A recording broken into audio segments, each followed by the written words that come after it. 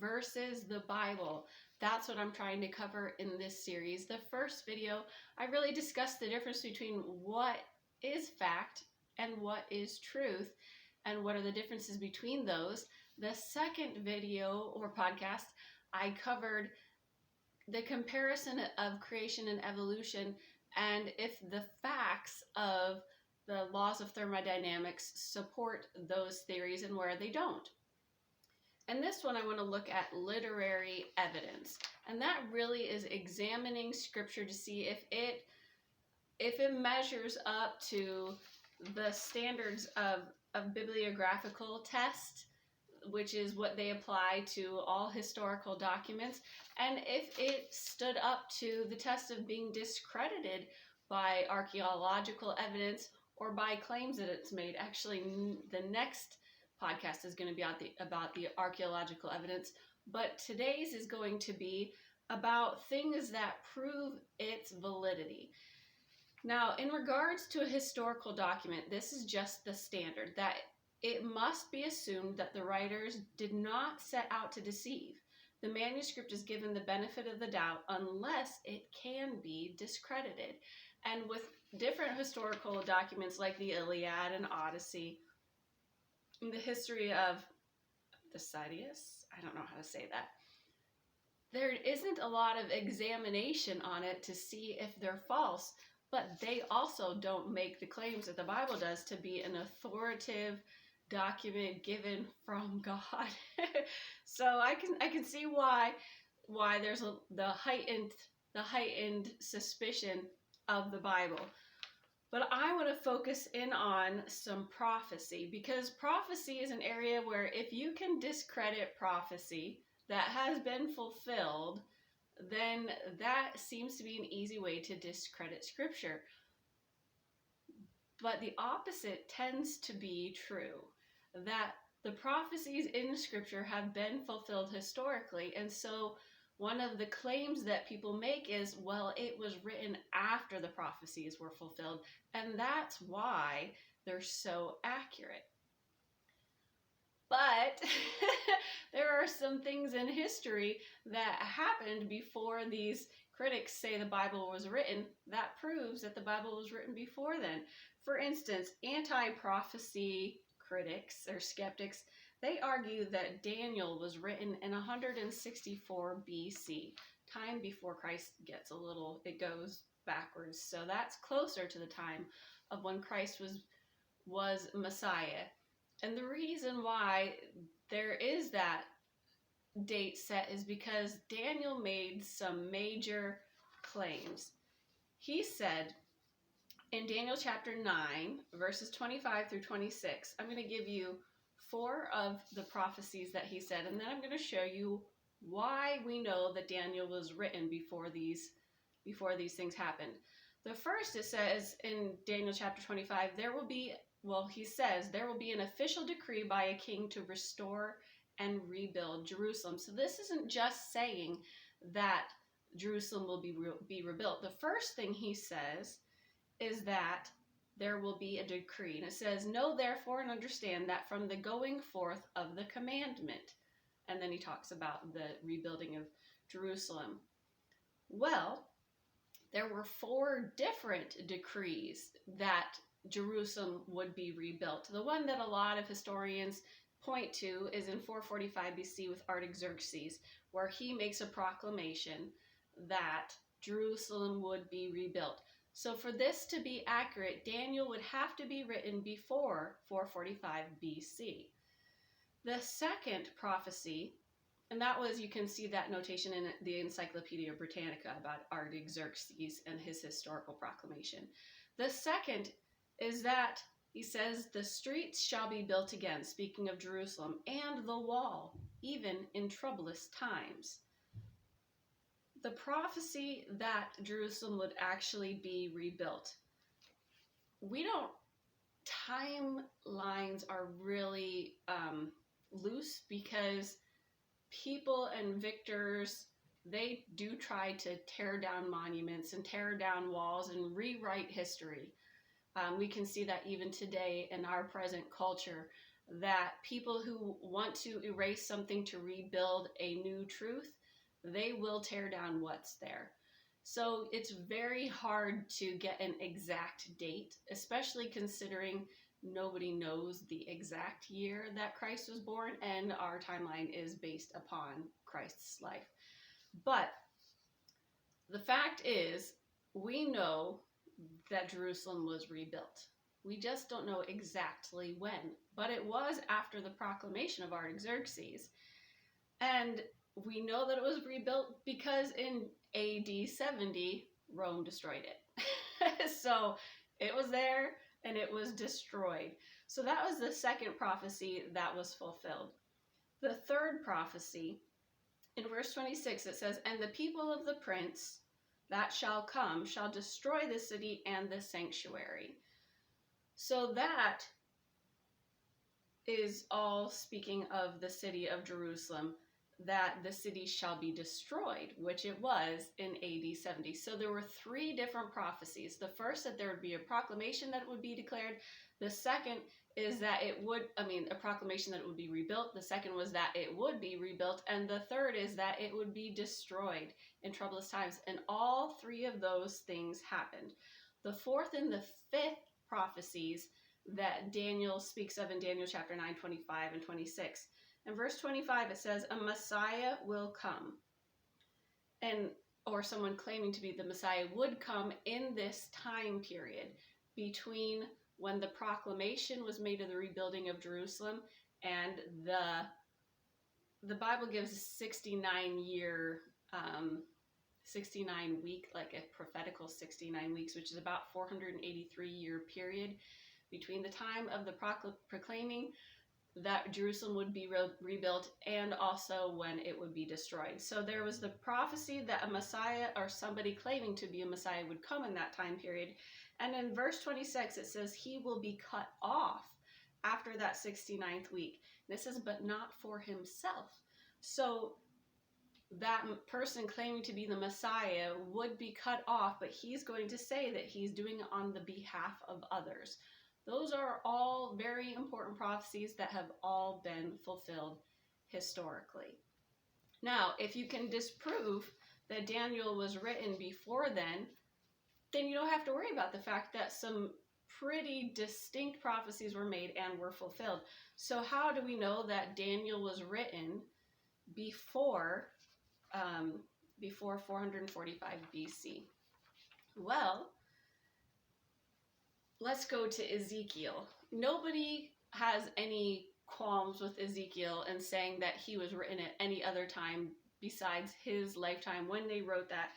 And Ezekiel wrote his book of the Bible. Gosh, I have this written down somewhere, and you know how it is when you write notes and then for some reason you can't find it. Yes, Ezekiel was written around 571 BC.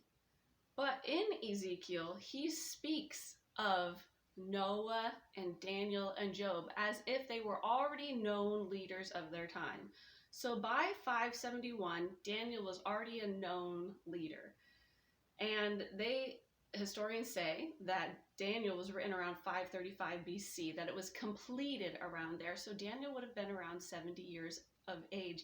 It's not saying that he wrote it exactly in that year, but it was completed by that time. So Ezekiel in 571 was already speaking of Daniel. So Daniel was alive in 571, which lines up with the fact that people say that in 535 the book of Daniel was completed.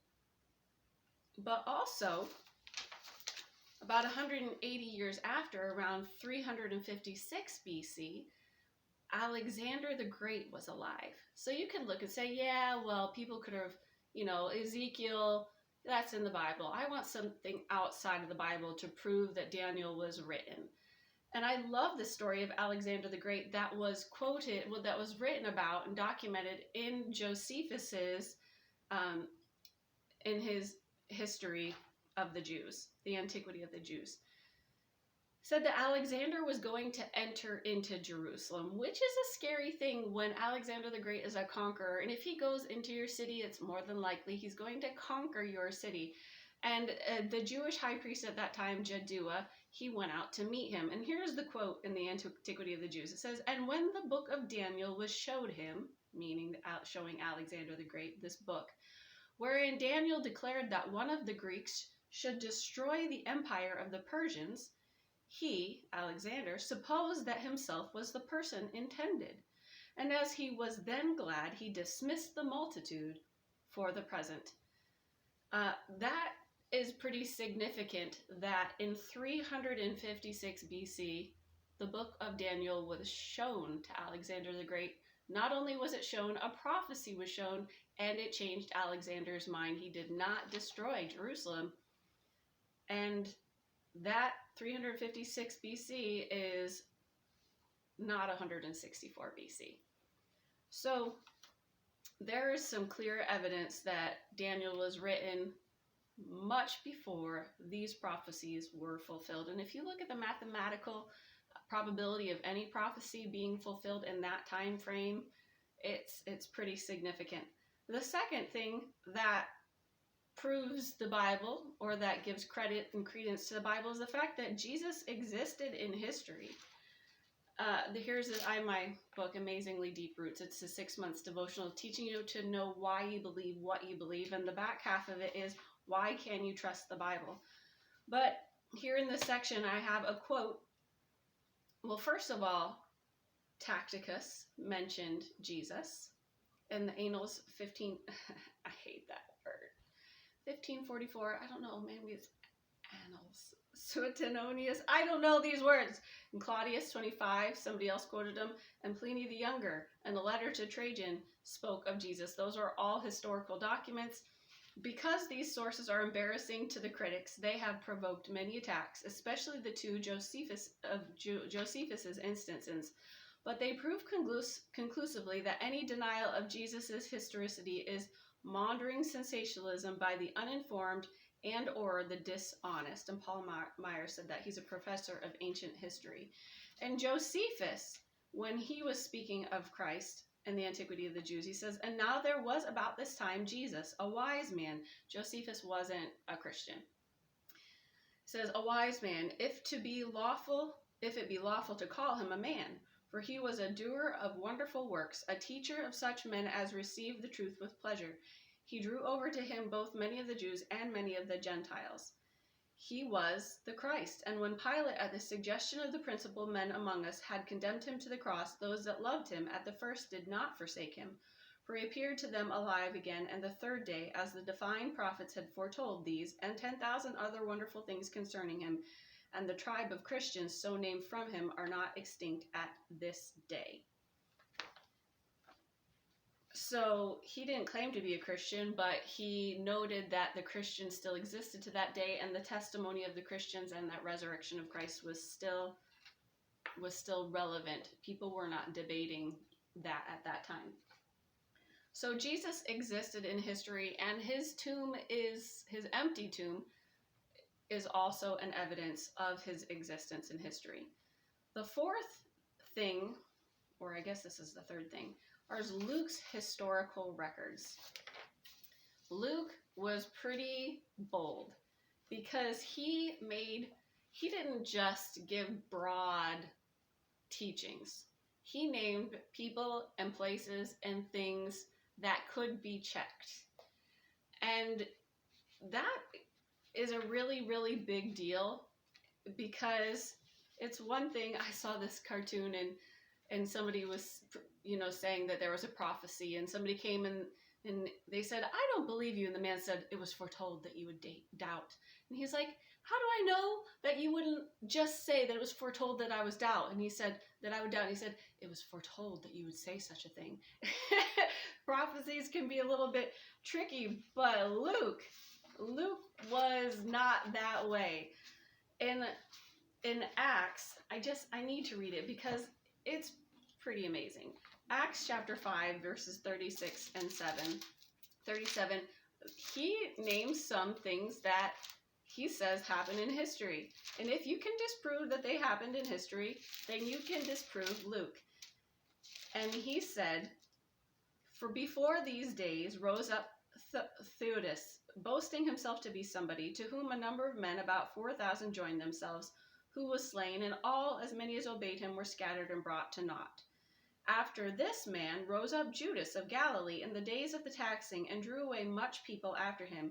He also perished, and all, even as many as obeyed him. So he talked of two zealots. They were revolutionaries, and they were trying to cause an uprising in their area. Now, if somebody was a zealot and was getting 4,000 people to follow you or somebody else, you'd think that that might be noted in history. And it was.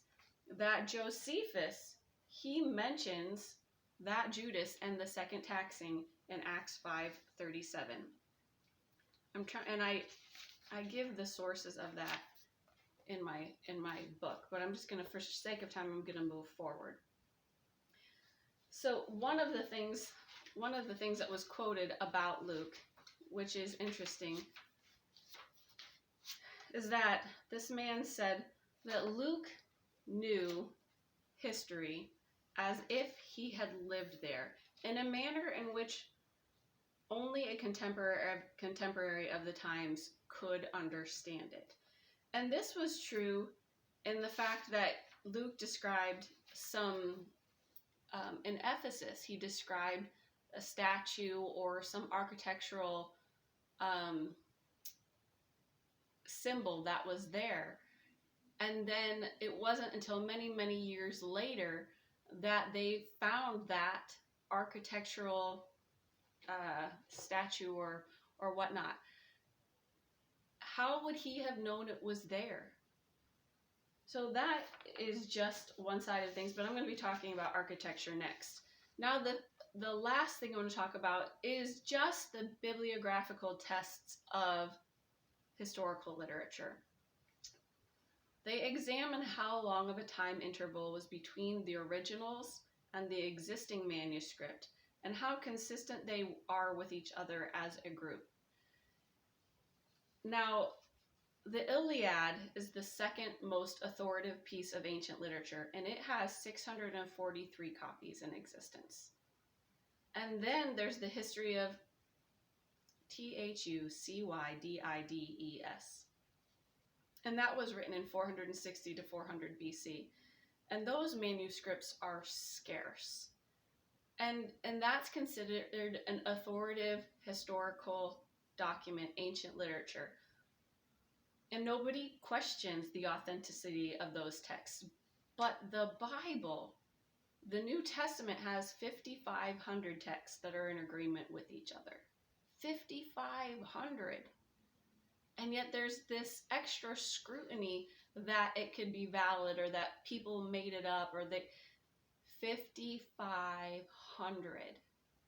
You cannot be an honest skeptic and accept all of the bibliographical tests of other ancient history and then note that the Bible surpasses that and then discredit as a historical or ancient literature.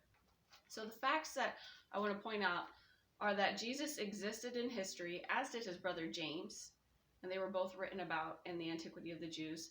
Daniel was alive and known by Ezekiel before Ezekiel wrote about him in 571. And Daniel's book was written before all 5 of those prophecies were fulfilled. And the Bible is a verifiable piece of ancient literature. And Luke makes some bold claims that consistently are validated. So those are just the facts that we know that support the Bible as a literary document. So far we have the laws of science that support Scripture, and literary bibliographical tests for ancient history.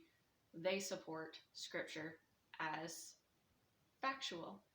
And now I'm going to move on to the archaeological evidence. So I hope that in 2 weeks, when that podcast comes out, you will be here for that.